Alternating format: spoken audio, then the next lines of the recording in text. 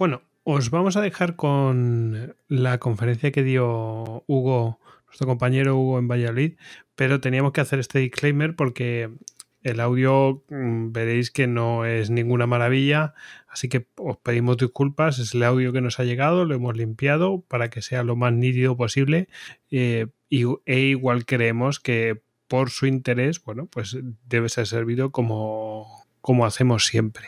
Así que, bueno, valorar el contenido más que el continente. Muchas gracias. Bueno, buenas tardes a todos. Espero que en este templo del castellano me perdonen mi acento del sur de Córdoba, pero me costaría doble trabajo intentar hablar bien. Muchas gracias. Es un honor para mí estar aquí en esta Academia de Caballería.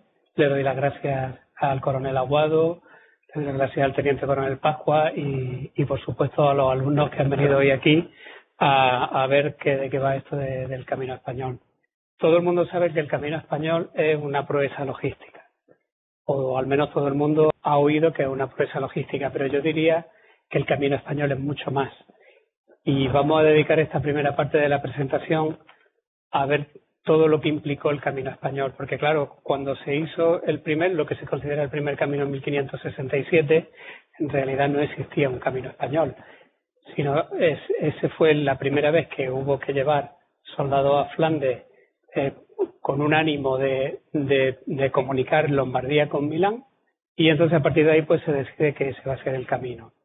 Para hacer una pequeña introducción de cómo estaba Europa en 1567, pues tenemos un mapa donde pueden ver la monarquía hispánica está en color rojo, y luego pues tenemos a Francia, tenemos el Sacro Imperio, tenemos a Inglaterra, y en medio hay un montón de estados, entre los que pues tenemos las posesiones del Reino de Nápoles, el Franco Condado y Flandes. El problema que se nos plantea, o que se le planteó en su momento a Felipe II, es que las provincias de Flandes se van a volver rebeldes. ¿Por qué? Porque las provincias de Flandes vienen de una tradición del Sacro Imperio, donde los nobles son muy autónomos. Y entonces cuando el gobierno renacentista de Felipe II impone allí con el cardenal Gran Vela un gobierno nuevo con funcionarios pues traídos de las universidades y gente que va a monopolizar toda la administración de los estados, pues resulta que los nobles dicen, bueno, ¿y qué hay de lo mío? Y entonces pues se va a generar un malestar que ya estaba allí cuando Felipe II en 1559 regresa a España, y eso va a dar un caldo de cultivo que al final va a acabar con una semi-revuelta, un semi-levantamiento con Brederode y los llamados mendigos, que son una serie de nobles que además para legitimar su posición se van a ser protestantes, obviamente, porque eso es una postura que les facilitaría su búsqueda de esa independencia, que es lo que están buscando, y eso a partir de 1560 se va a agravar mucho. Va a haber ahí una pugna continua entre las políticas de Felipe II y lo que los nobles quieren que siga siendo Flandes, que eso va a desembocar en 1566 en una revuelta seria. Entonces Felipe II se asusta porque está viendo que su hermana, que es la gobernadora de los Países Bajos, Margarita de Parma, está teniendo una actitud bastante pasiva. Allí no hay un ejército fiable con el que poder sofocar una posible rebelión, y entonces a lo largo de 1566 va a dar órdenes para que los ejércitos o las unidades del ejército, las buenas que están en Italia, suban a Flandes para restablecer la situación. Ese sería más o menos pues el panorama que tenemos en 1567 en Europa. Por supuesto tendremos una Francia, ya veremos, bastante debilitada. Tenemos un Sacro Imperio en práctica descomposición, donde el poder del emperador básicamente se circunscribe a sus territorios dinásticos de los Habsburgo. Y pues claro, en medio pues estamos viendo ahí una cantidad de banderitas, pues que son los estados pontificios de amarillo, Venecia de verde, Génova con la bandera blanca, la Cruz de San Jorge, Saboya, los cantones helvéticos y Lorena. Hay que pasar de Lombardía, es decir, de Milán, a Flandes. Claro, ¿qué se va a utilizar? Pues obviamente son corredores de comunicación. Esto no es nuevo, nadie inventa de cero. Es decir, toda esta maniobra se va a fundamentar en que hay una serie de caminos que ya han sido o son utilizados por el correo, la circulación de personas, circulación de bienes, etcétera, que eso ya está en Europa y está allí. ¿Cuál es la diferencia? pues que ahora habrá que intentar ver cómo se aprovecha eso para trasladar un ejército, que es verdaderamente lo nuevo. Normalmente esos corredores van a tener una serie de puntos estratégicos que son los que generan una gran parte de los conflictos de Europa, como pueden ser los Alpes o el río Rin. Es decir, hay unos valles, hay unas montañas y hay unos ríos que, según quien los controle, pues va a ser una fuente de beneficios bastante grande. Por ejemplo, el rey de Dinamarca era el rey más rico de Europa porque tenía los derechos del estrecho del Sund, y todo el que quería pasar del Báltico al Atlántico Norte o del Atlántico Norte al Báltico tenía que pasar por una franja donde él tenía 2 fortificaciones y el que no pagaba pues se le hundían los barcos. El problema, como hemos dicho, es cuando esto tiene que ser utilizado como un empleo, como un corredor militar, porque claro, los nobles están encantados. Por ejemplo, en el Rin, pues toda la zona está llena de fortalezas, precisamente porque cuando las mercancías pasan de un sitio a otro, pues van pagando esas tasas de paso. Pero claro, todo esto es un círculo virtuoso, económico, fantástico, pero cuando llega la hora de utilizarlo para medios militares, pues entonces empezamos a tener un problema grande que podría ser, yo lo vengo a decir que es como pisar callos. O sea, pisar callos es, cuando uno dice que va pisando callos por ahí, no es que vaya alguien por ahí pisando el pie, sino que hay una serie de circunstancias que están ahí presentes pero que no se ven y que ejercen en cualquier cosa o cualquier maniobra que nosotros queramos hacer. Entonces, como decía Ortega y Gasset, yo soy yo y mis circunstancias. El camino logístico tiene una circunstancia el camino español, tiene una circunstancia muy grande. Es decir, es una circunstancia estratégica. La logística ya vendrá, pero es que además hay mucha implicación estratégica en todo lo que vamos a ver ahora en el planeamiento de la operación. Por eso hay tantos caminos también, porque podemos ver que el de 1567 pasó por Saboya, Franco Condado y Lorena, pero hay otros que pasaron por los cantones católicos, hay otros que pasaron por los valles de la Valtelina, la Engadina y entraron en Austria. Hay otros incluso que tuvieron que abrirse paso peleando, como el cardenal Infante cuando derrota a los protestantes en Nordlingen, no por nada, sino porque habían venido a cerrarle el paso. Entonces, cada camino tiene sus circunstancias y esas circunstancias estratégicas muchas veces la dejamos atrás. También tenemos 2 grandes problemas, que es que el ejército no es lo mismo que pase por un sitio en tránsito a que pase en una campaña de guerra. Aquí estamos viendo que va a pasar en tránsito, es decir, las tropas van desarmadas. Eso quiere decir que tenemos que tener en cuenta que a esas tropas hay que defenderlas. Además, hay que tratar muy bien a ese estado por el que se va a pasar, porque si no, eso puede redundar en un prestigio o en una falta de reputación para ese estado de cara a los demás. Es decir, cuando estamos planificando una operación de este tipo, se están pisando esa serie de callos, que es que una situación que está equilibrada, pues de repente el mero hecho de que haya un elemento exógeno puede alterar esos equilibrios de poder que ya hay establecidos. Y luego también tenemos esos 2 problemas, el estratégico, que vamos a ver ahora, y el logístico, que veremos después, que es cómo vamos a aprovisionar a un ejército en marcha a lo largo de tantos kilómetros, de tantos estados y de tantos países. Felipe II, como hemos dicho, estaba muy interesado en acudir a Flandes porque la situación era verdaderamente de peligro, y entonces él va a dar las órdenes y va a estudiar que se diga cuál es el camino que tiene que llevar el ejército. Entonces se van a plantear 2 posibilidades, una marítima y una terrestre, y se va a estudiar cuáles son esas posibilidades. La vía marítima iría desde los puertos del Cantábrico, posteriormente también el puerto de Lisboa con la anexión de Portugal, a los puertos de Flandes, pero no a cualquier puerto de Flandes, a los puertos de Zelanda, que son los que tienen un calado más apropiado.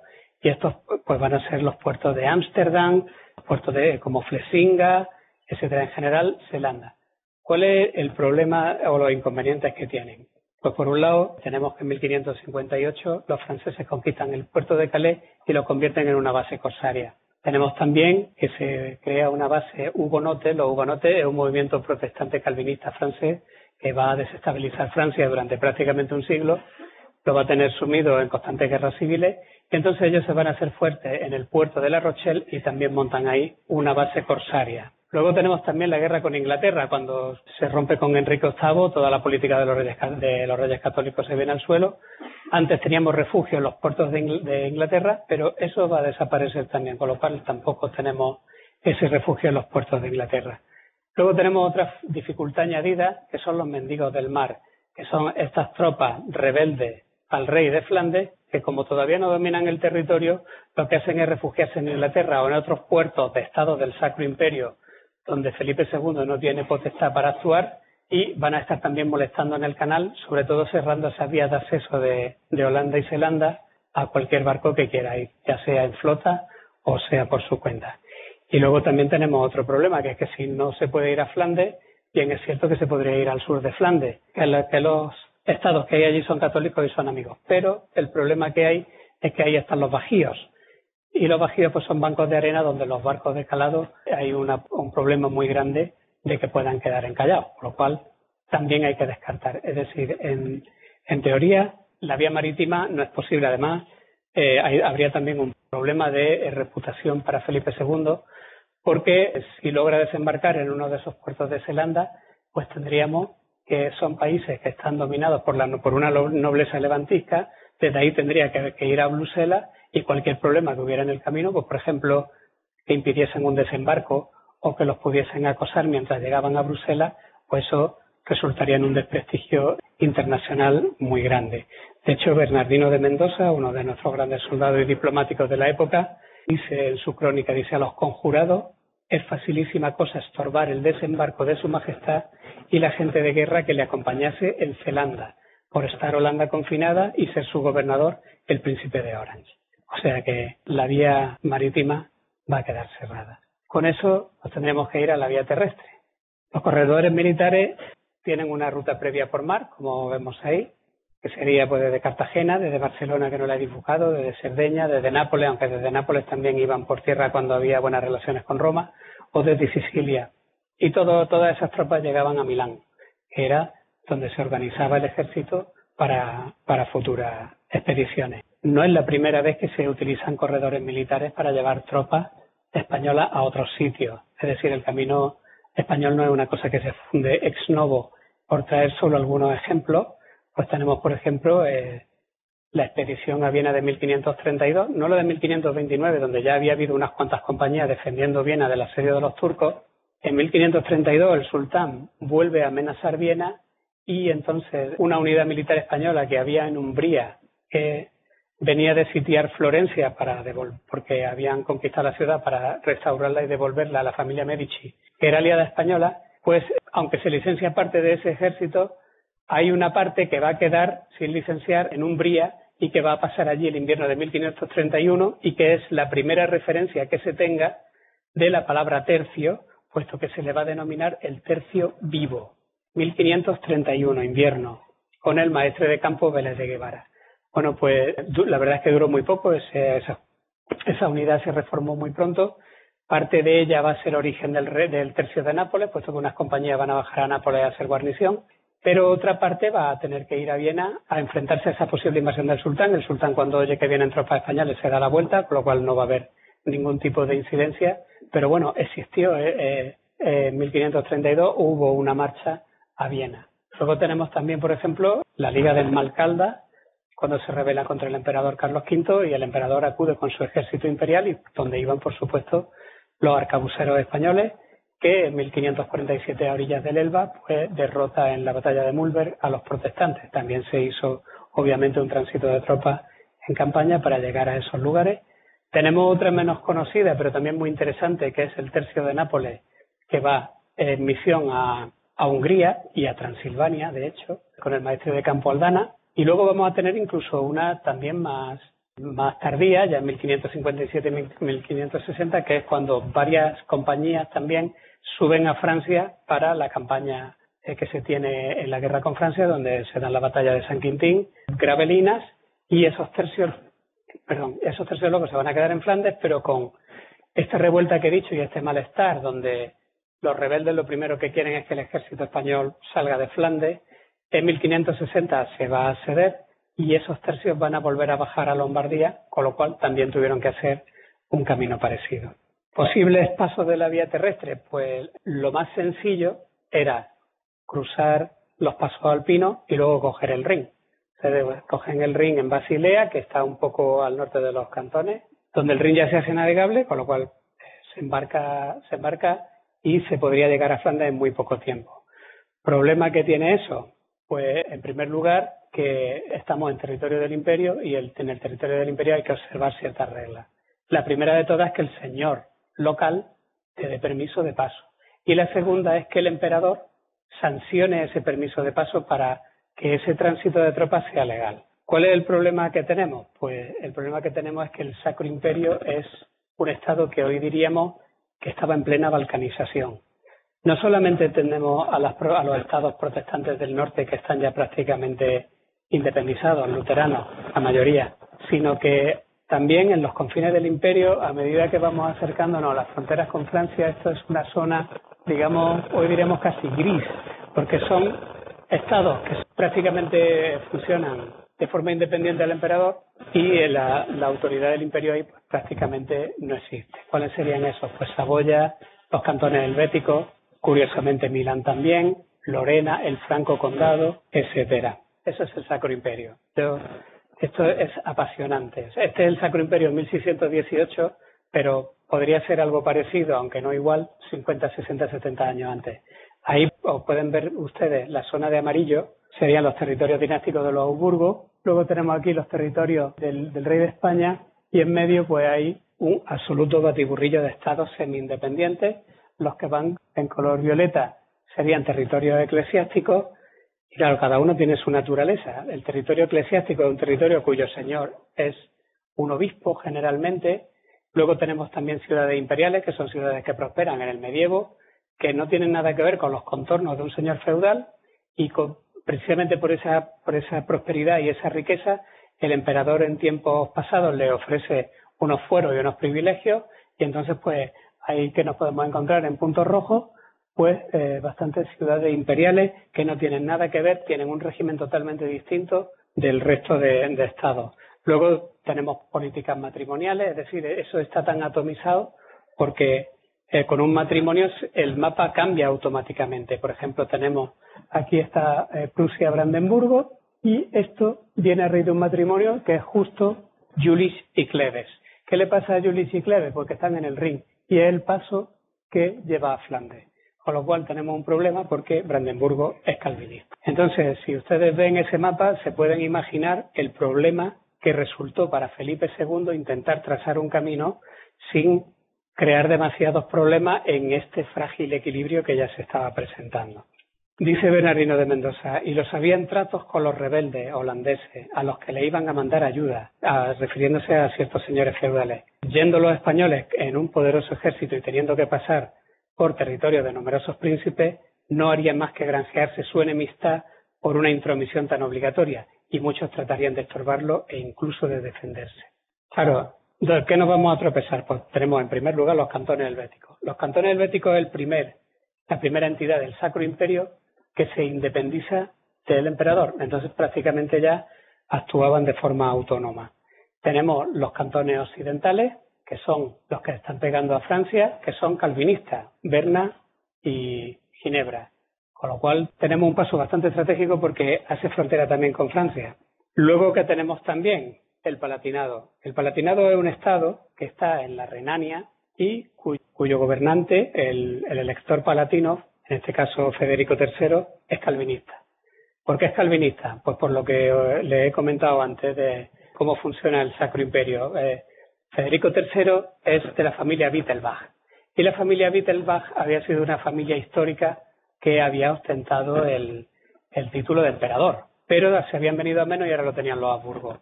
El problema de la familia Wittelsbach es que con esta política de matrimonio habían diseminado mucho sus territorios y entonces él era primo del duque de Baviera.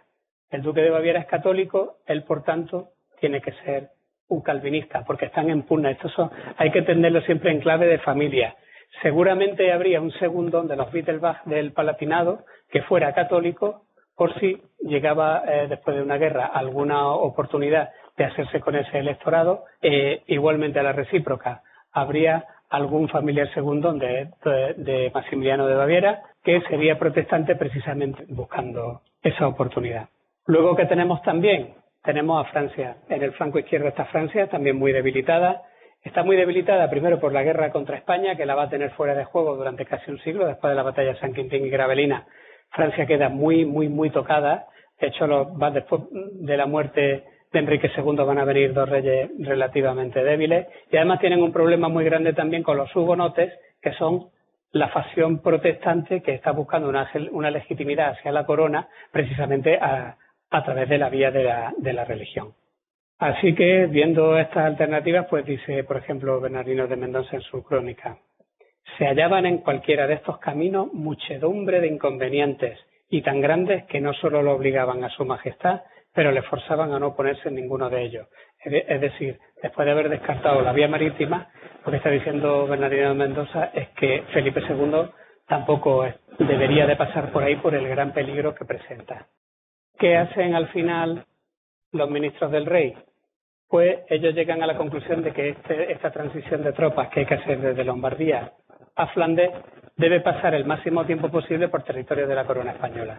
¿Y esos territorios de la corona española cuáles son? Pues son Lombardía, Milán, el Franco Condado y Luxemburgo. Lombardía es un territorio del rey de España, se ha ganado en guerra recientemente contra los franceses, pero no nos dejemos atrás que en realidad Lombardía es un territorio del Sacro Imperio, es decir, el rey de España es señor en calidad de príncipe, pero está sometido, o ese estado del rey de España está sometido al Sacro Imperio, porque es parte de él. Luego tenemos también el Franco Condado. El Franco Condado también tiene sus circunstancias. El Franco Condado es fruto de una pugna dinástica entre los Valois franceses y los Habsburgo austriacos.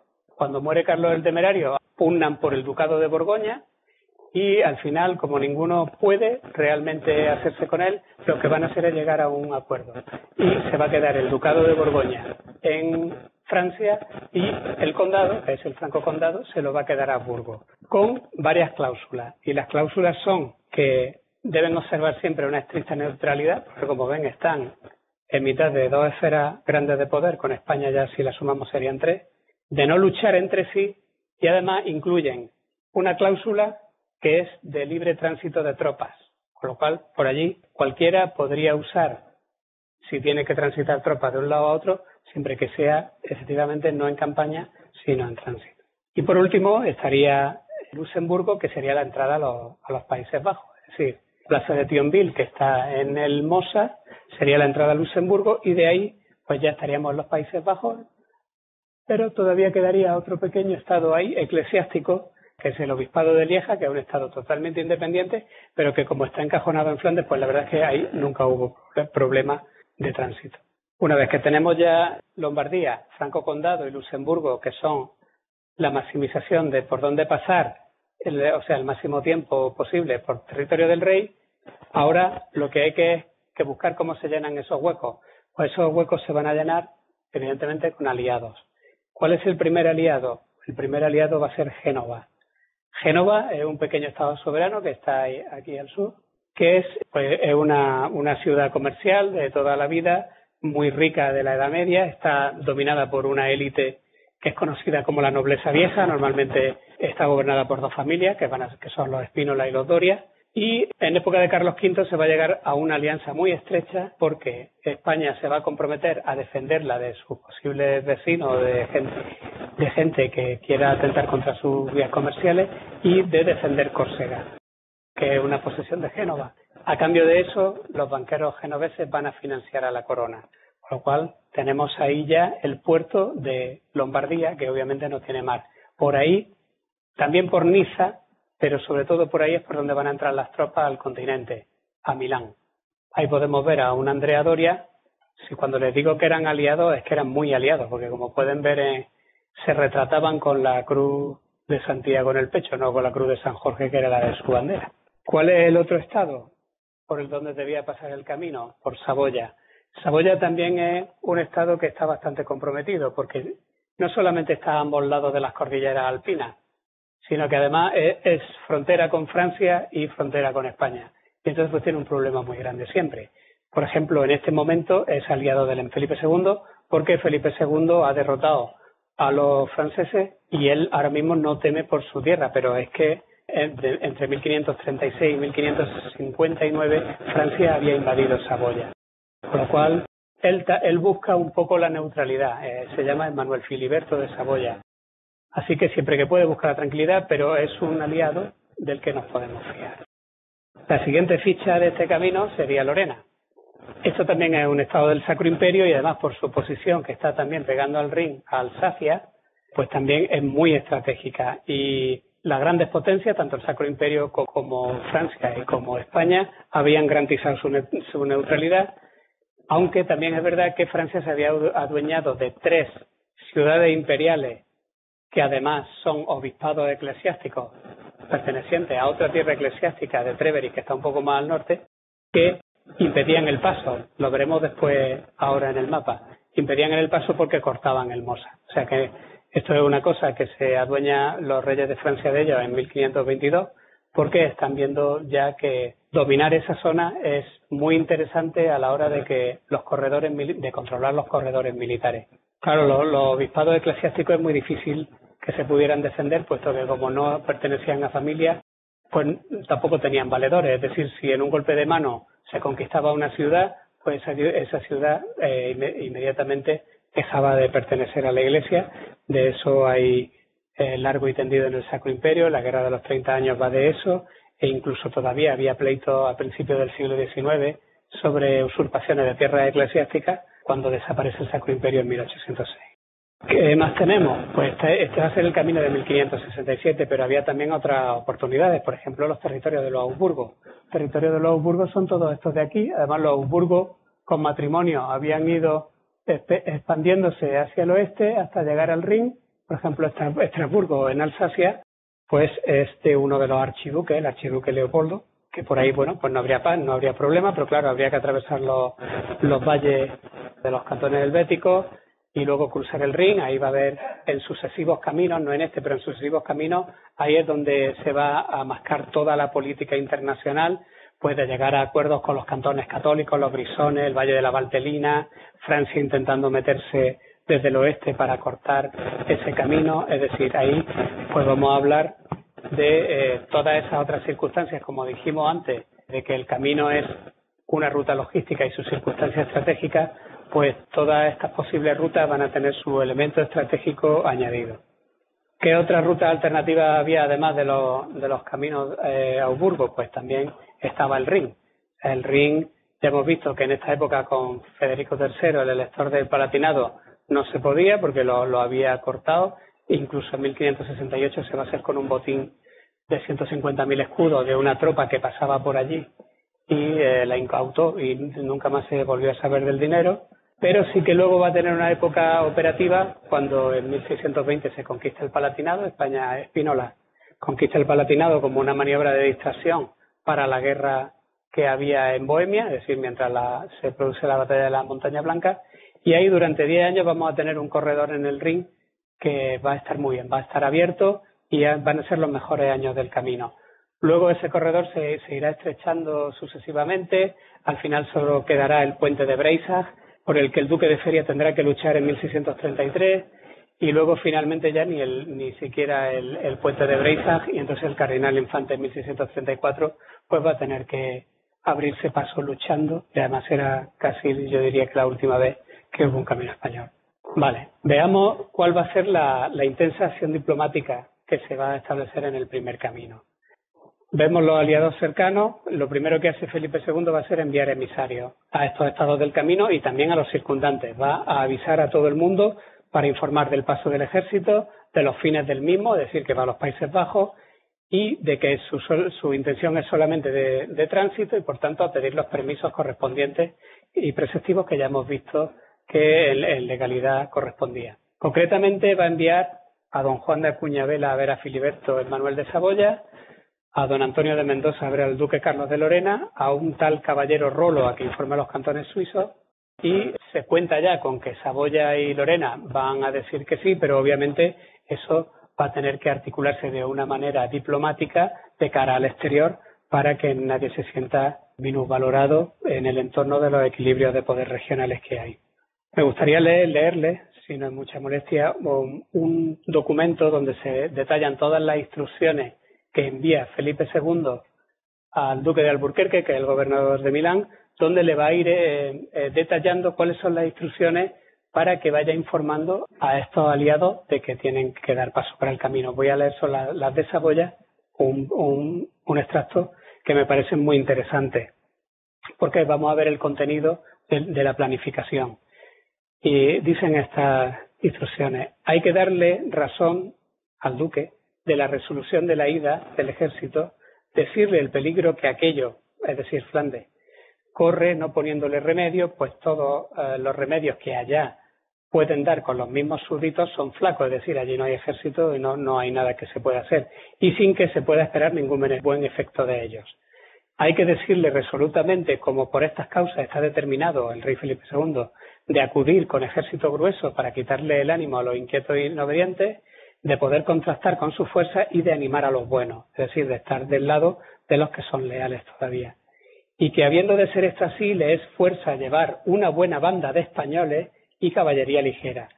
Y le ruega quiera darle su parecer por donde le parece se pueden encaminar mejor y más brevemente por sus tierras, y que advierta a su majestad muy particularmente del camino, jornadas e inconvenientes que en el dicho viaje se hallarán o se puedan ofrecer, y cuáles de los que hubiere podrá él allanar, y si por parte de su majestad fuese menester hacer alguna diligencia, él avise con quién se deben hacer y en qué forma, y si en el tiempo que dicha gente deba pasar se suelen cerrar los pasos, y si el cerrarse es de manera que con gastadores y diligencias se puedan abrir, y lo que para esto sea menester.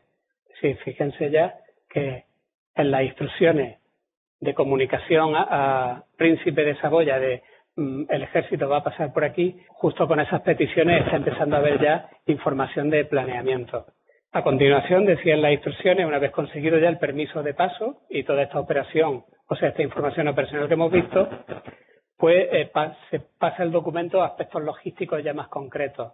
Y dice, por ejemplo, que después que haya hablado con el duque y éste le haya dicho que concederá el paso, le pida, el enviado español, se envíe a personas particulares a reconocer el país y los pasos, si es montuoso, y si tiene valladas que vengan a dar sobre el mismo camino, que qué se ha de hacer en ese caso, si hay tierras fuertes o castillos tan cerca que desde ellos se puedan cortar la estrada, es decir, el camino, y qué número de gente podría cargar, es decir, porteadores, y de qué calidad y naciones, de qué calidad es con qué capacidad, y la jornada y alojamientos que su majestad podría ser, y si sería país de caballería, y en qué partes se podrían aprovechar de ella, por qué partes podrían ir carros y las vituallas, y si cerrados los caminos por la nieve, sería gran dificultad o no el abrirlos, tanto para pasar la gente como para venir la vitualla que hubiese de correr del país, y si en el país habría carruajes para lo dicho o si sería menester llevarlos de fuera. Vean que ya aquí estamos entrando en materia con antelación. Esto es una instrucción de finales de 1566, el camino se va a hacer en junio de 1567, luego con prácticamente un año estamos viendo que la planificación previa que hay sobre el terreno. Hablemos ahora de qué pasa con esos callos que hemos estado hablando antes. Es decir, ese microcosmos que hay ahí concentrado en una línea tan fronteriza con un estado en práctico estado de balcanización como es el Sacro Imperio, pues obviamente la noticia de que nada más y nada menos que un ejército español compuesto por los 4 tercios viejos de Italia vaya a pasar por ahí. Tenemos el caso de los cantones helvéticos, que ya hemos comentado antes, que son prácticamente autónomos del Sacro Imperio. Tenemos que los cantones más occidentales, ya hemos dicho, son Ginebra y Berna, que además son calvinistas y además son el origen del calvinismo. Con lo cual, que a unas decenas de kilómetros de Ginebra pasase un ejército de 10.000 infantes y 1.200 caballos no debió de hacer mucha gracia. Y claro, aunque España ofrece muchas garantías sobre que ellos simplemente van de paso, que no se preocupen, que informan de que van a pasar por allí, que no tengan ningún problema, que no pasa. Claro, es que resulta que el calvinismo, el príncipe de Orange es calvinista. Es decir, los cantones suizos están ayudando a la revolución en Flandes, con lo cual no terminan de creérselo. Por ejemplo, van a instaurar una campaña propagandística en cuanto lo informan de que se está gestando el paso de las tropas españolas a Flandes. Los cantones suizos, sobre todo los protestantes, comienzan de inmediato con una campaña propagandística en contra o para entorpecer el paso de las tropas. ¿Qué se inventan, por ejemplo? Bueno, pues difunden rumores de que el ejército enemigo, es decir, el ejército español, iba a ascender a 15.000 infantes y 6.000 caballos para sembrar un poco la preocupación y que las ciudades empiecen a elevar tropas, a encerrarse y a copiar. En realidad todos sabemos que el ejército era bastante más pequeño, pero bueno, estamos hablando de una campaña propagandística. Además, se difunde también el rumor de que va a haber grupos del Cantón de Ginebra que van a pasearse por Saboya con bolsitas, con un ungüento que lleva la peste, y que por todos aquellos alojamientos por donde ya se esté planificando que va a pasar el ejército español, van a ir dejando huella y rastro de la peste. Esto el mando español se lo toma muy, muy en serio, porque además había epidemias de peste declaradas en Ginebra, lo cual tenía visos de verosimilitud. Y luego también pues tenemos en la parte del oeste tenemos el Delfinado, que es territorio francés, pero es territorio francés hugonote. Fíjense lo cerca que está de Ginebra, eso no es una casualidad. Claro, ¿qué propagan también los hugonotes del Delfinado? Pues que ellos van a hacer todo lo posible para que el ejército español no pase por ahí. ¿Lo tienen fácil? Sí, lo tienen fácil. De hecho, hay también una constante preocupación en el mando español porque la mayoría del camino de Saboya es en los Alpes. Y entonces, con muy poca gente bien posicionada, pueden parar a un ejército durante bastante tiempo en cualquier paso de montaña o incluso impedirle directamente pasar. Luego tenemos también el problema de las ciudades imperiales, ahí ya sí las vemos, lo que he comentado antes. Ahí están Metz, Verdún y Toul, que son 3 obispados que pertenecían al obispado de Treveri, que está un poco más al norte, y que el rey de Francia se hace con ellos. Evidentemente, pues se puede ver que el pasillo que queda para llegar a Luxemburgo es mínimo. Con eso va a haber que lidiar. Pero hay más ciudades imperiales también en este contexto estratégico. Hay una que muy poca gente conoce e incluso en muchos libros pues se cita como que curiosamente las tropas no pasan por ahí, que es Besançon. Besançon es una ciudad que está en mitad del Franco Condado, que es territorio español. Justo en mitad del Franco Condado hay una ciudad imperial, Besançon. Claro, la ciudad imperial obviamente no es territorio de la corona española. Besançon es una ciudad imperial libre que se ve absolutamente amenazada por el ejército español porque, como he dicho antes, igual que pasaba con los obispados, que tenían pocos valedores, y si en un golpe de mano se iba a un obispado, nadie iba a acudir en su ayuda, a las ciudades imperiales les pasaba un poco lo mismo. Ellos tenían un fuero imperial, una ley que los protegía, pero en un estado en el que el emperador prácticamente mandaba en sus territorios, si algún ejército la sitiaba y la tomaba, tampoco nadie iba a acudir en su ayuda. Por lo cual Besançon, al tener noticia de que va a pasar el ejército de Alba por el Franco Condado, pues va a actuar también en esta campaña de propaganda de los cantones helvéticos, la va a difundir, la va a propagar y además no va a mover un solo dedo para ayudar a las tropas españolas mientras estas pasaron por el Franco Condado. Y luego tenemos también otra ciudad imperial que es Estrasburgo, que está en el Rin y que es uno de los pocos puentes del Rin junto con Breisach por donde se podría pasar a Lorena o a Luxemburgo viniendo por este lado del camino. Pues Estrasburgo igualmente se ve venir al ejército y dice aquí, quién sabe, ellos dicen que van de tránsito, pero ¿quién se fía? Veamos aquí, por ejemplo, 1808, cuando Napoleón decía que venía de tránsito, que él solo iba a Portugal, y luego se quedó, ¿no? Claro, pongámonos esas gafas y apliquémoslo a estos países, los calvinistas, íntimos enemigos de Felipe II, que estaban financiando a los hugonotes tanto del Delfinado como del norte de Francia, que estaban financiando a Guillermo de Orange en los Países Bajos. No iban a temer que 4 tercios españoles de infantería pasaran a 20 kilómetros de Ginebra. Claro, tenían todos los motivos para temer. Y luego está el caso de Francia, que como hemos dicho antes, pues es un país que tiene muchos problemas internos ahora mismo y el rey va a adoptar, bueno, más bien la reina regente, porque el rey, el pobre, estaba para poco. Pero aquí sí que hay un juego también muy interesante, porque además del movimiento hugonote y de la debilidad de la corte, vamos a tener también una variante que establece Felipe II. Tenía tanta prisa por llegar a Flandes en 1566 que pretendía que los tercios pasaran a Flandes en pleno invierno. Claro, en pleno invierno, cuando sus enviados le dicen que los pasos de Saboya, los pasos alpinos, están cerrados y con nieve, pues no se puede. Y entonces los ministros de Felipe II van a ofrecer una variante del plan, del camino, que es esa que he pintado en rojo. ¿En qué consistía la variante? La variante consistía en desembarcar a las tropas españolas en el puerto de Fréjus, que es francés, y caminar por la llanura de Provenza hasta llegar al Franco Condado. Fíjense si tenía que estar Felipe II preocupado para proponer este plan. Claro, Francia inmediatamente, el rey y la reina regente se niegan, dicen que eso sería una falta de reputación terrible para el reino de Francia, tal como está ahí. Además, la Provenza está dominada por los hugonotes del Delfinado, con lo cual ahí iba a haber problemas, y Felipe II les dice que da igual, que ellos se abrirán paso. Fíjense el grado de necesidad que tenía Felipe II de llevar las tropas al Franco Condado, que si había que pasar peleando por Francia, se pasaba.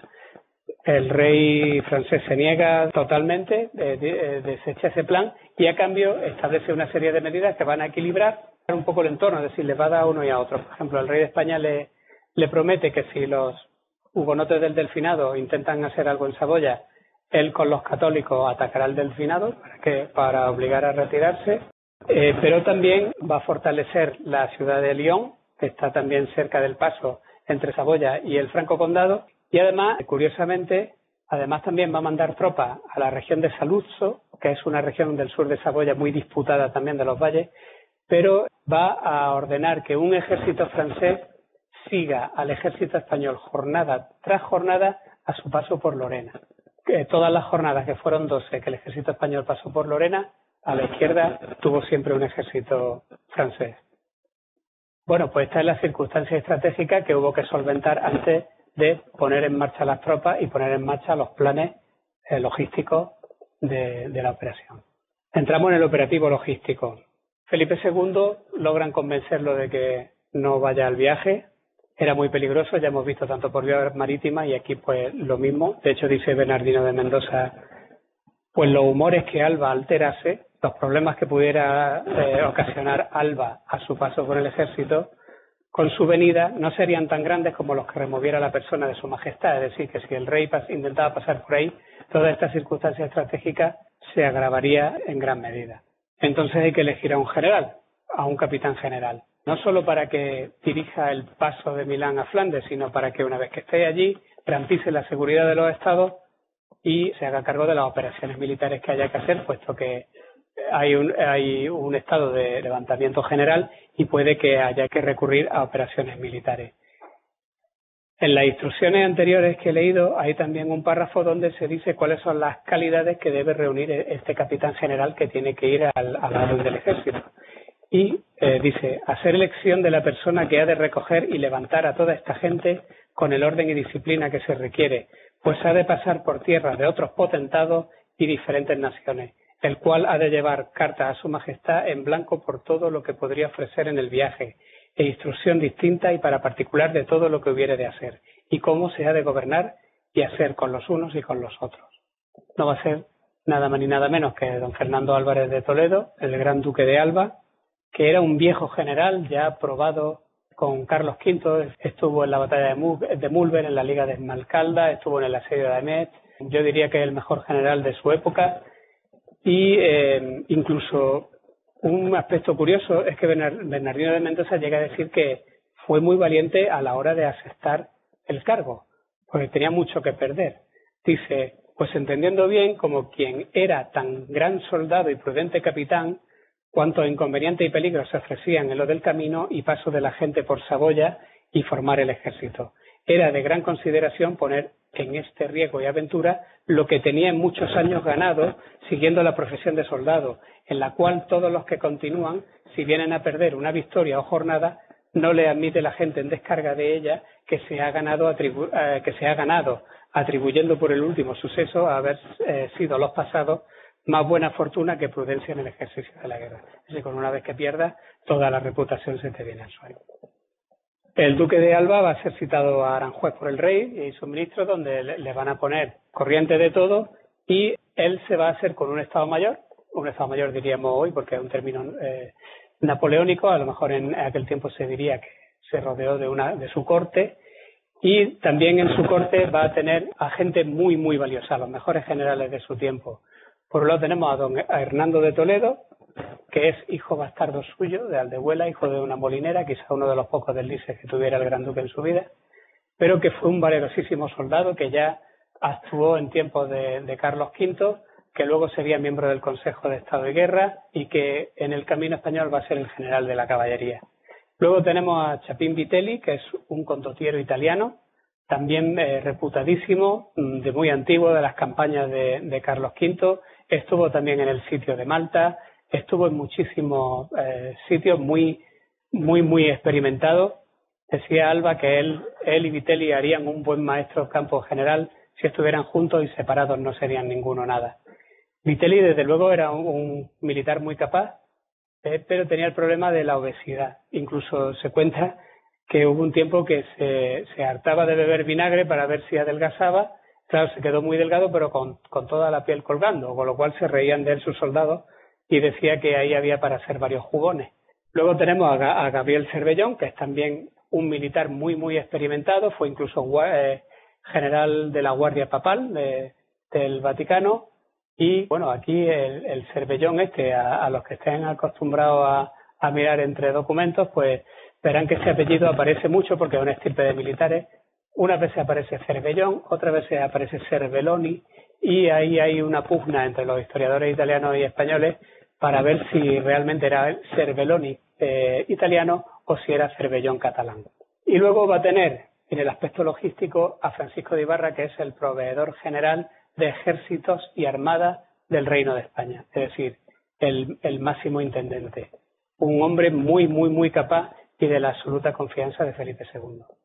Y luego tenemos también un caso curioso, que es todo el personal adicional del Estado Mayor, que Alba quiere llevar consigo, porque el rey da una dotación presupuestaria de 300 escudos al mes y Alba ve que con ese dinero él no va a ser capaz de contratar al personal que él sabe que es valioso, pues porque no le da la dotación. Y entonces le escribe Alba al rey, todavía estando en Cartagena: ¿cuánto conviene tener yo hombres muy honrados para poner allí entretenidos hasta que venga la ocasión, y otros capitanes y hombres honrados viejos italianos que han servido a vuestra majestad debajo de mí? Que habiendo de haber algo, son hombres que servirán muy bien lo que se les diere, y el tiempo de 5 o 6 meses puede ser a vuestra majestad de muy poca costa. Es decir, sube un poco la dotación porque yo tengo unos capitanes que sé que me van a venir muy bien, pero tengo que pagarlos. Con lo cual Felipe II le aumenta la dotación de 300 a 400 o 500 escudos mensuales, siempre claro con la advertencia de que era algo temporal. ¿Cuál es el ejército que va a ir? Tenemos al Tercio Viejo de Nápoles, cuyo maestre de campo Alonso de Ulloa, con 19 compañías y 3.500 hombres. El Tercio Viejo de Sicilia, con Sancho de Londoño, 10 compañías y 2.000 hombres. El Tercio Viejo de Sicilia, con Julián Romero, 10 compañías y 1.500 hombres. Y el Tercio de Cerdeña, cuyo maestre de campo es Gonzalo Bracamonte, con 10 compañías y 1.800 hombres. En total son 8.800 hombres, y es curioso porque como estos tercios vienen todos por mar, pues se va a proveer que antes de la salida se les dé 2 pagas. Por ejemplo, dice la instrucción: se provea el dinero para 2 pagas a toda la dicha infantería con que se armen, es decir, para que se equipen y pongan en orden antes que partan de Lombardía, porque según vendrán destrozados de la mar y el viaje que se les apareja, en tan riguroso tiempo por lo menos tendrán necesidad de ella. La paga venía a ser como 4 escudos y medio. Y luego también hay aquí un ejemplo interesante del sistema de rotación de Flandes, es decir, de cómo se renovaban las unidades. Con Alba en Cartagena van a embarcar 15 compañías de bisoños, otras 2 lo van a hacer en Tarragona, estas 17 compañías van a desembarcar en Génova y se van a quedar en Milán. 4 de ellas se van a destinar al Tercio de Cerdeña, que seguramente vendría muy disminuido porque estaría de guarnición en una isla relativamente poco importante, aunque el Mediterráneo en ese momento era, yo creo que el principal frente de batalla de Felipe II. Unos años antes había sido el desastre de los Belves, luego el sitio de Malta, la toma del peñón de Vélez de la Gomera. Pero bueno, viene disminuido, se le agregan 4 compañías y las 13 restantes de bisoño se quedan en Milán. ¿Y por qué? Porque van a formar el futuro Tercio de Lombardía. Con lo cual aquí vemos también un ejemplo bastante claro de lo que fue el sistema de rotación. Es decir, estos bisoños venían a su ventura y los soldados viejos de Lombardía iban a su sepultura. Luego tenemos la caballería. La caballería van a ser 12 compañías. Una de ellas va a ser la compañía de guarda personal del Duque de Alba, que la va a mandar Sancho Dávila, que era el castellano de Pavía. que va a estar compuesta por 100 lanzas y 50 arcabuceros, y las demás compañías tenemos ahí 2 que son arcabuceros a caballo, que es una unidad que en ese momento era muy novedosa, y arriba podemos ver don López de Zapata de lanzas, porque era una compañía de lanzas. Luego veremos a qué obedece esta distribución de la caballería, y la demás la cita como caballería ligera, por lo cual ahí seguramente lo que habría serían herreruelos, aunque no descarto que hubiera más compañías de lanza. ¿Qué otras tropas venían? Pues obviamente en una expedición como esta se le va a pedir ayuda a los aliados del sur, puesto que se le ofrecía protección a Florencia, al duque de Urbino, y estos van a aportar también sendas compañías de 100 y 200 caballos. Luego el caballero Rolo, este enviado que manda Felipe II a Suiza a informar a los cantones de cómo se va a plantear la operación, va a levantar a 5.000 soldados suizos, porque había noticia de que los protestantes, como hemos dicho antes, los calvinistas, estaban levantando gente, con lo cual, para estabilizar un poco el paso de las tropas, si se equilibraba el número de contendientes que pudiera haber en los cantones suizos, era un problema que quedaba un poco aparcado. Luego también hay órdenes del rey de que se levante un regimiento de alemanes, de Alberico de Lodrón, en el Tirol. Este regimiento va a hacer el camino por su cuenta, no va a venir por el camino, andará por Alemania hasta Thionville. Se van a enviar también 2.100 soldados italianos a Saboya, pero estos van a ser una guardia del camino, es decir, los van a apostar por distintas plazas fuertes o sitios estratégicos para que velaran por la seguridad de las tropas que van en tránsito, no van en formación de batalla, obviamente, y por tanto son vulnerables. Y se van a contratar también 300 gastadores que deberán despejar el camino de Saboya, es decir, como hemos dicho que es muy montañoso y que se podrían encontrar con dificultades en los valles, pues esta gente estaría encargada de ir despejando el camino. Y luego aquí hay una cosa curiosa, porque Alba tiene también órdenes de contratar caballería alemana, es decir, los reiters, pero él dice que no es conveniente por sus desórdenes y gran gasto que con ellos se haría. Es decir, Alba no quiere caballería. Pero sí que Bernardino de Mendoza, por ejemplo, cita que Felipe II ordena no levantar, bueno, es que el sistema de levantamiento de caballería en Alemania era muy particular. Ordena levantar 11.000 reitres, pero en un estado previo. Es decir, había 2 tipos de pagas para los reiters alemanes. Había una primera paga donde se le advertía de que quedaba movilizado pero seguía viviendo en su casa hasta nueva orden, y luego había otra paga que era la que ya lo ponía definitivamente en camino. Aquí no están claras las fuentes. Yo creo que estos 11.000 reiters hicieron su camino por Alemania y llegaron a Thionville, a Luxemburgo, pero claro, cuando llegaron allí vieron que el problema no era tan grave como Felipe II esperaba, con lo cual no hubo que hacer gran ejército para acometer una campaña militar, y probablemente, tal como llegasen a Thionville, los volviesen a desmovilizar. En cuanto al bagaje, cosas curiosas del bagaje. Pues, por ejemplo, en las instrucciones que hay al duque de Alburquerque se dispone que haya un equipo extra que debe llevar sus respectivos carros y que deberá contener 500 arcabuces con sus aparejos, 100 palas, picos y azadones y 1.000 lanzas de caballería ligera, pólvora, plomo y mecha. Está también el problema de las picas, bastante curioso, porque dice en una carta, le dice Alba al rey que le envíe por la flota de Vizcaya 4.000 picas a Flandes, porque va esta infantería con tan poca y tanta arcabucería que, por cierto, tengo que no podríamos hacer escuadrón, y no he osado forzarlo a que las tomen acá, porque no se me huyan más de lo que ya lo han hecho, que es tan gran número a lo que me dicen los maestres de campo que estoy espantado, y llegado a Flandes pienso hacerles tomar las picas mal que les pese, y para esto las habré menester. Es decir, los tercios que van por el camino español, cuando dice Alba que él teme que no pueda llegar incluso a ser escuadrón, es porque la cosa era grave. Luego también tenemos el problema del transporte del bagaje en sí. Para las zonas montañosas, que son prácticamente todas las de Saboya, se van a necesitar reatas de mulas. Normalmente se calculaba entre 20 y 40 mulas para transportar la impedimenta de una compañía. Una vez salían a la llanura, pues entonces ya sí se cargaba la impedimenta en carromatos de 2 ejes, de 4 ruedas, y de estos pues se necesitarían entre 2 y 4 carretas por compañía. A estas, claro, había que sumar las carretas de armamento, herramientas, provisiones y, por supuesto, heridos, enfermos y otras de las que lo hablaremos posteriormente. Otro problema gordo que se presentaba era el de la alimentación de la tropa. Y esto es un gran desafío, porque claro, la comida no es como hoy, la capacidad de proyección que tenemos hoy no la tenían en aquel tiempo, y entonces tenía que estar todo muy medido, porque esas provisiones tenían que estar en los puntos previstos, en los momentos previstos y en la cantidad prevista para que pasara la tropa. Si llegaban antes no era un problema, pero si llegaban después, el ejército pasaba inmediatamente a un estado de pasar hambre. Luego también había que tener en cuenta a la hora de estimar a alimentar el ejército lo que se llamaba las bocas. Es decir, aquí no se contaba por raciones o por hombres, sino por bocas, porque los ejércitos de esta época tienen también seguidores. Es decir, no solamente van los soldados, hay una cohorte, una legión de gente que va con ellos. Y había que contar con ellos, porque esta gente también come, claro. De hecho, esta gente, cuando digo esta gente, pues me refiero a esposas de soldados, con hijos, a prostitutas, vivanderos, carpinteros, mochileros, etcétera, etcétera.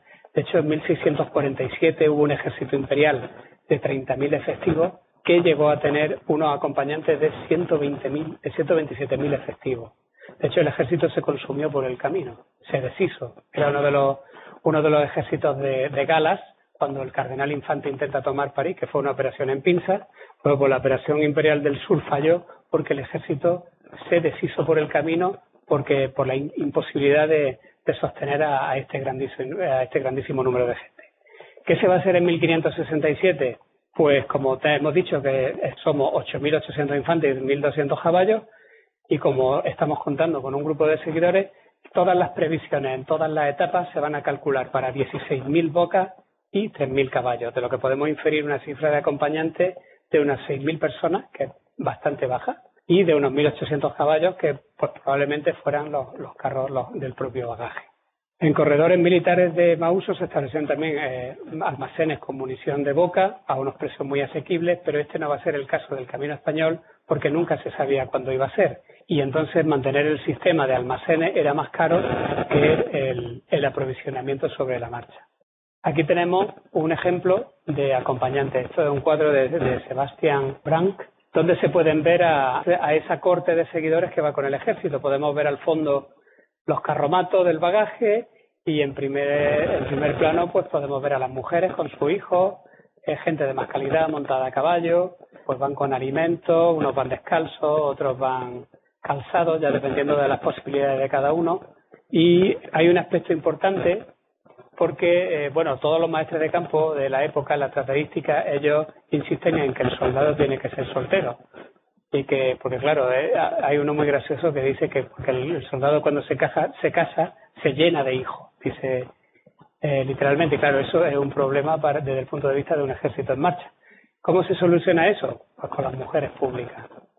Y tenemos testimonio, por ejemplo, del abad de Brantón, que fue un caballero francés que sirvió, gran admirador de los españoles. Tiene un libro que se llama Bravuconada de los españoles, que le aconsejo a todos leer porque es muy divertido. Él fue un soldado que luchó contra españoles y luchó a favor de españoles. Estuvo en el sitio de Malta también, lo admiraba muchísimo. Y él fue a Lorena a ver pasar el ejército porque conocía a Julián Romero, entre otros, de campañas pasadas, y él dice: iban 400 cortesanas a caballo, hermosas y valientes como princesas, y 800 a pie, también muy en su punto. Como la presencia de mujeres era inevitable, lo mejor que se podía hacer era arreglarlo. Había pues un mal añadido, pues hay que arreglarlo. Entonces, ¿cuáles eran las reglas? Las reglas eran que estas mujeres públicas podían estar en el campamento y en los alojamientos con los soldados de forma gratuita, pero durante la noche tenían que abandonar el campamento, y los furrieles o los encargados de la intendencia les buscaban alojamientos aparte donde se reunían todas. Esto no aplicaba, por ejemplo, para las esposas, que sí podían pasar la noche en el campamento con su hijo y con sus maridos. Se estimaba generalmente que debía haber entre 3 y 5 mujeres públicas por compañía. Pero viendo la cifra de Brantón, de que iban 400 cortesanas a caballo y 800 a pie, si hacemos las cuentas con el número de compañías que hemos visto antes, veremos que iba alguna más. ¿Qué se hizo también para la marcha? Se levantaron mapas. Este concretamente es el mapa que Fernando de Lannoy hizo para la expedición en 1567. Es un mapa tan increíblemente detallado que el duque de Alba lo declaró secreto y no se publicó hasta 1579. De hecho, el original está perdido, no sabemos dónde está. Esto es una reproducción de Ortelius. Normalmente los mapas son mucho más esquemáticos, pues prácticamente las líneas de los ríos, los caminos y las ciudades por donde se ha de pasar. Pero este concretamente es realmente una maravilla del Franco Condado. ¿Qué más cosas había para la marcha? Pues también se prepararon 2 puentes de pontones para cruzar los ríos Ródano y Dens. Aunque parezca realmente una proeza táctica, pero dicen las fuentes que un puente de pontones tampoco era tan difícil de hacer para la tecnología de la época. Y estos puentes se van a empezar a hacer con meses de antelación al inicio de la marcha. Cuando llegó el ejército a donde tenían que estar, estaban ya montados y listos para tenderlos sobre los ríos. ¿Qué más llevaban? Pues llevaban, por ejemplo, los gastadores llevaban pintores para que cuando fueran abriendo camino en la vanguardia, cuando se establecían distintas alternativas, un pintor pintaba el paisaje y ese paisaje se llevaba al Estado Mayor y en el Estado Mayor decidían por dónde se abría camino. Esos pintores pues iban efectivamente pintando posibles rutas por donde los gastadores tendrían que ir abriendo camino. Tenemos también la figura que se llama del conducteur, no sé francés, así que lo digo así tal cual, que era el guía. Como el sistema iba por etapas, o sea, esto que dicen que el sistema de etapas lo inventó Napoleón, pues no es cierto. Aquí ya se empleó el sistema de etapas. Los enviados que se habían mandado a los distintos países aliados ya se habían encargado de que en cada sección de terreno hubiera un guía de la región que fuera el que llevase a los distintos cuerpos de ejército, que ahora veremos que el ejército iba dividido, pues para que los pasase por su región. Solían ser señores nobles de la región y su cometido duraba como unas 2 o 3 jornadas. En 2 o 3 jornadas acompañaban a la vanguardia, en 2 o 3 jornadas acompañaban a la batalla y luego a la retaguardia. Luego teníamos también unos elementos avanzados de los cuerpos de ejército, que eran porque los 3 cuerpos, ahora lo veremos, iban cada uno caminaba con una jornada de diferencia, y estos se encargaban de establecer la comunicación entre los distintos contingentes y además de adelantarse para cerciorarse de que todo lo que se había dispuesto sobre comida, alojamiento, etcétera, estuviera en su sitio y estuviera todo dispuesto para cuando llegara la tropa. ¿Y cómo es esta infraestructura de alojamientos? Pues en este primer camino aquí hay de todo, pero en este primer camino va a haber 2 modelos muy diferenciados, uno para Saboya y otro para el Franco Condado y Lorena. ¿Por qué? Porque Saboya, al ser un paso alpino que comunica el Sacro Imperio con Francia, con Italia, pues claro, es muy frecuentado tanto por personas como por mercancías. Eso quiere decir que Saboya tenía infraestructura. Entonces el sistema que se hace es: España envía emisarios, es decir, Francisco de Ibarra, el proveedor general, va a enviar emisarios para que se vea con síndicos. Los síndicos son los representantes de las poblaciones por donde va a pasar el camino. Y estos síndicos van a ser los encargados de tratar con la población local para recabar todas las mercancías o todas las provisiones y todos los locales de alojamiento necesarios para alojar al ejército. Como esa infraestructura estaba, pues realmente no hubo mayor problema en ese aspecto. Los emisarios emitían unos vales y estos síndicos, cuando reunían la mercancía, pues eso, en este caso, en otros no, pero en este caso se pagó por anticipado, incluso antes de que llegaran las tropas.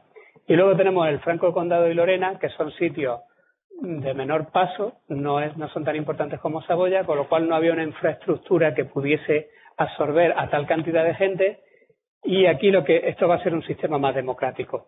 Aquí lo que se va a hacer es que se va a mandar un oficial español a cada distrito, español o del Franco Condado, de la monarquía, a cada uno de los distritos por donde tenían que ir pasando, y van a ser estos mismos oficiales los que traten con las propias habitantes del país, y son los que se van a poner en contacto con los campesinos, con los que crían ganado, con los que puedan ofrecer alojamiento, y entonces aquí estos contratos se van a hacer directamente, y eso fue algo también que benefició mucho a esta región, puesto que el dinero no se quedó en los contratistas, sino que fue a parar directamente al pueblo, y eso guardaron buena memoria de ello, y digamos que a futuro fue bastante fácil pasar por esta zona.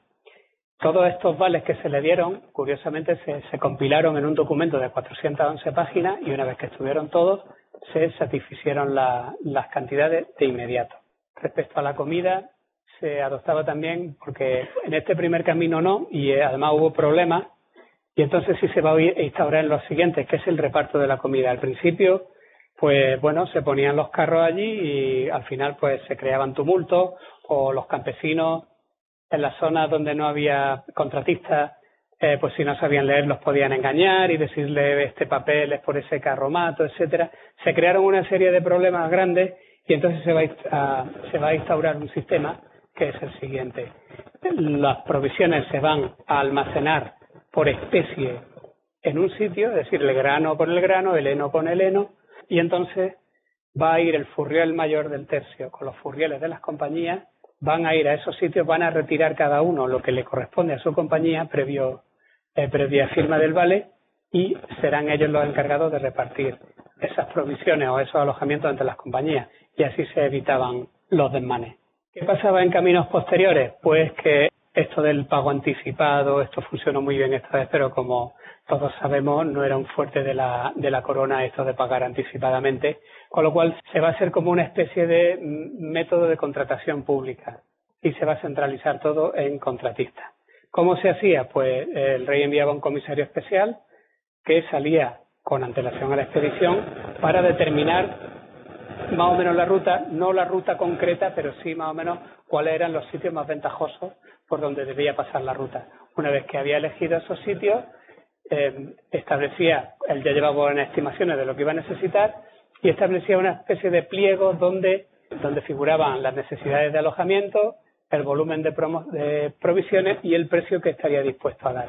Con esto se lo entregaba a los gobiernos regionales de estas posibles aldeas o poblaciones por donde pasaba el camino, y los que ofrecían, los contratistas o los asentistas, como se le llama en la documentación original, que ofrecían mejores precios, eran los que se quedaban con el camino, y entonces ya sí, en ese momento es cuando quedaba la ruta perfectamente definida, pueblo por pueblo, alojamiento por alojamiento. Vean ustedes la diferencia entre esto y lo que se va contando. Bueno, si leen documentos de la época, pues los españoles eran poco menos que el diablo, y por donde pasaban arrasaban, quemaban.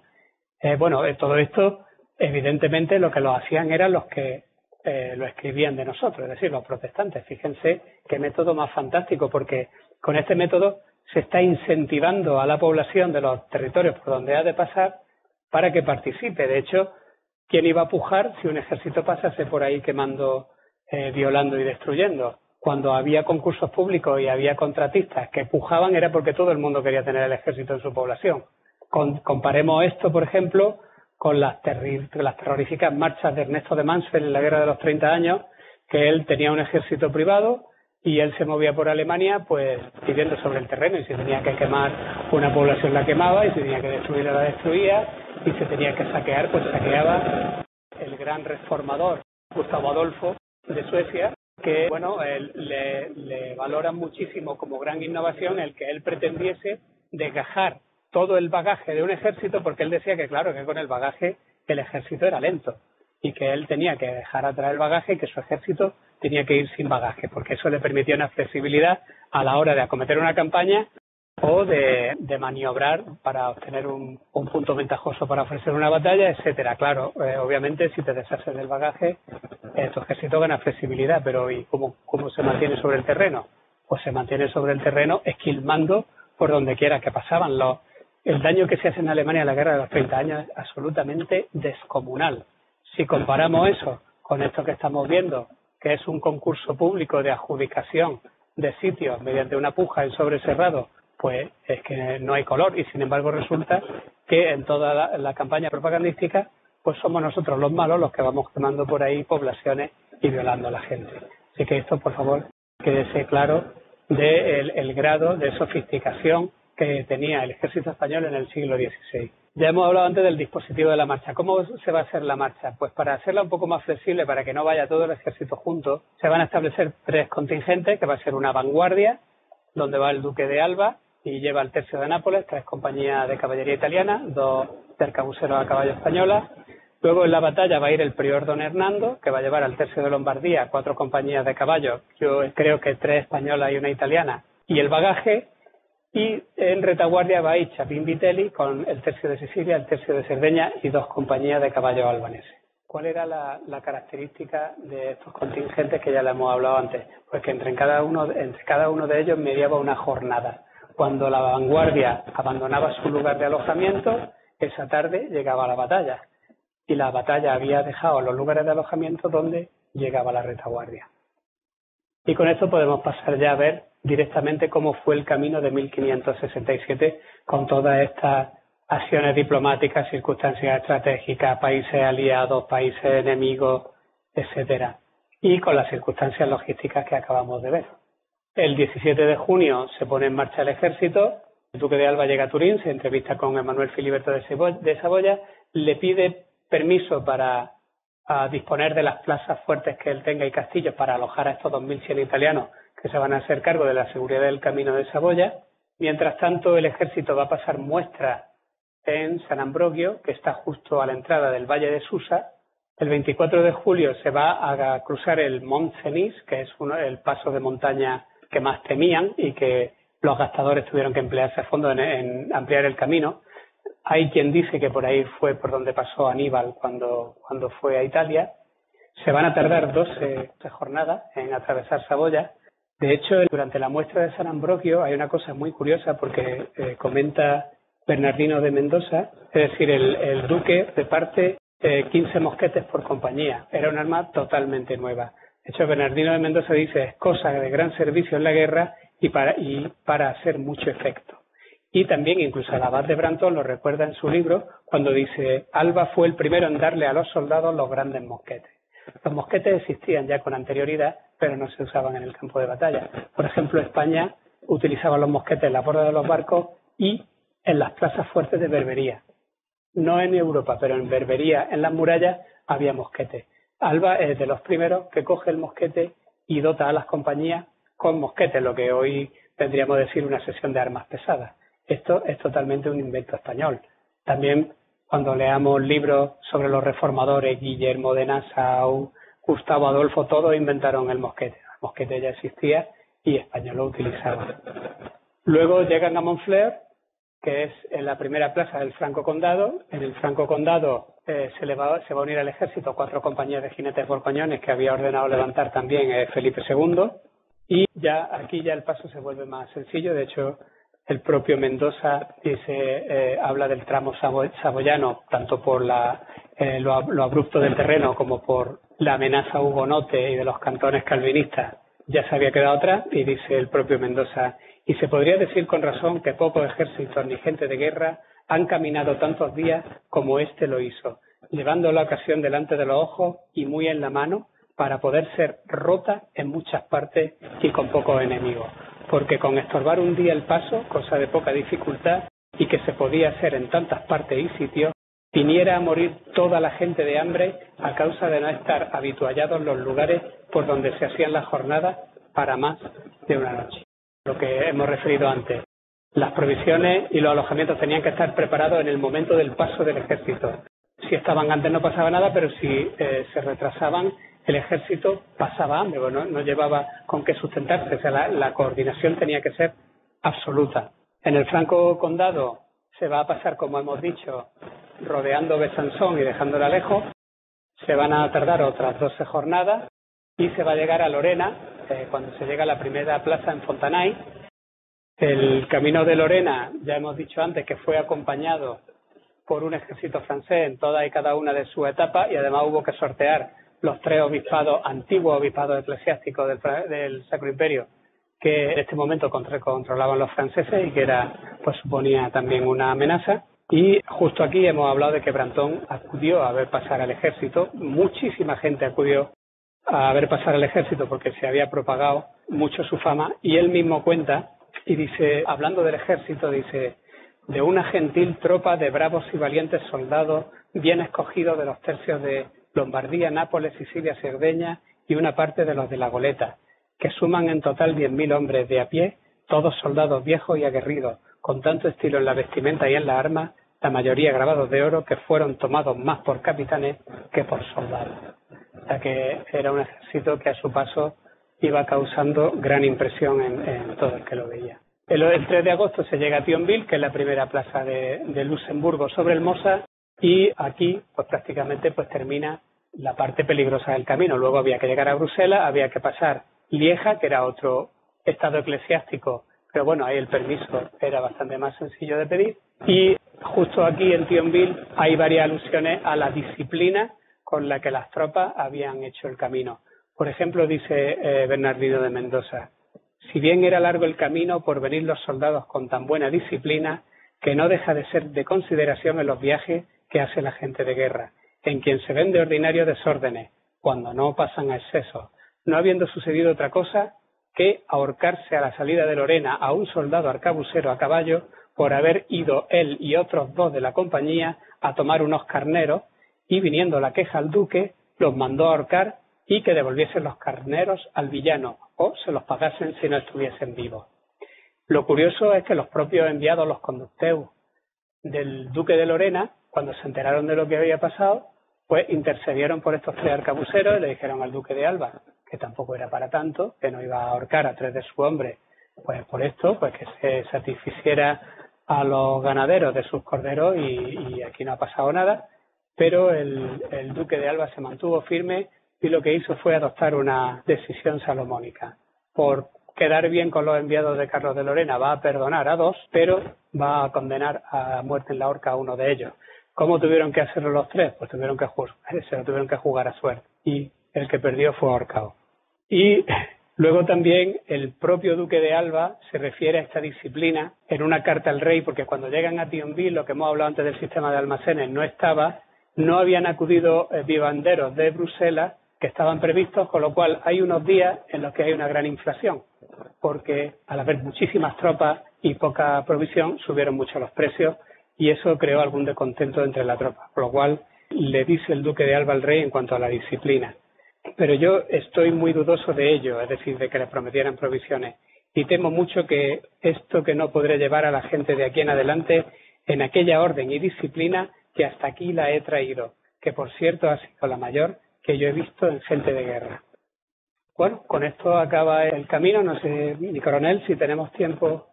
Vale, bueno, pues entonces lo dejamos aquí, otra vez será. Muchas gracias.